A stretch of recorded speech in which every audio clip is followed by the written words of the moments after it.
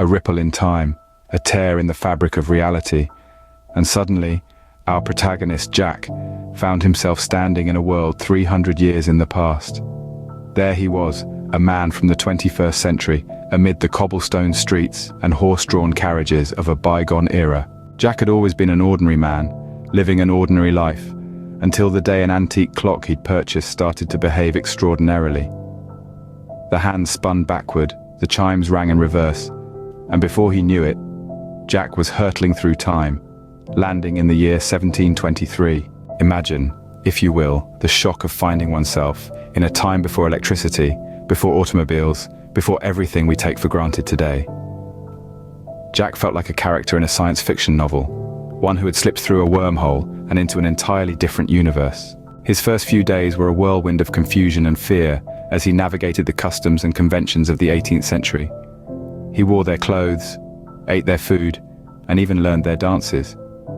But beneath the veneer of his adapted life, Jack was desperately searching for a way back home. In his quest, Jack discovered that the clock was the key.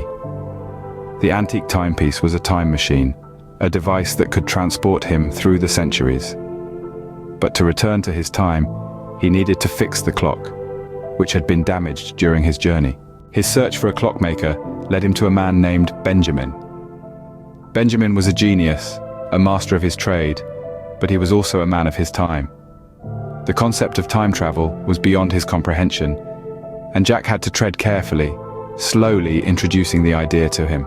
With Benjamin's help, Jack repaired the clock, all the while growing fond of the 18th century and the people he had met. He began to question his desire to return, torn between his new life and the world he'd left behind. But as the clock neared completion, Jack was presented with a stark reality. He had changed history. His presence in the past had caused a ripple effect, altering events and affecting lives in ways he couldn't have imagined. He realized the true cost of his journey. He had to go back, not just for himself, but for the sake of history. With a heavy heart, Jack said his goodbyes, thanking Benjamin for his help. He wound up the clock, watched the hands spin backward, and braced himself for his journey home. Suddenly, he was back in his apartment, surrounded by the familiar sights and sounds of the 21st century. The clock sat silent on his table, its hands frozen at the exact moment he had left.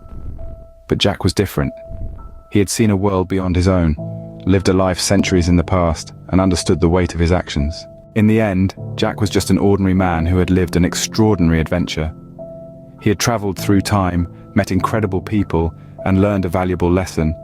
But most importantly, he had returned home, bringing with him a new appreciation for the present and the delicate balance of time. And so, our story concludes. A tale of time travel, of adventure, and of a man who dared to step into the past. But remember, time is a fragile thing, and every second counts.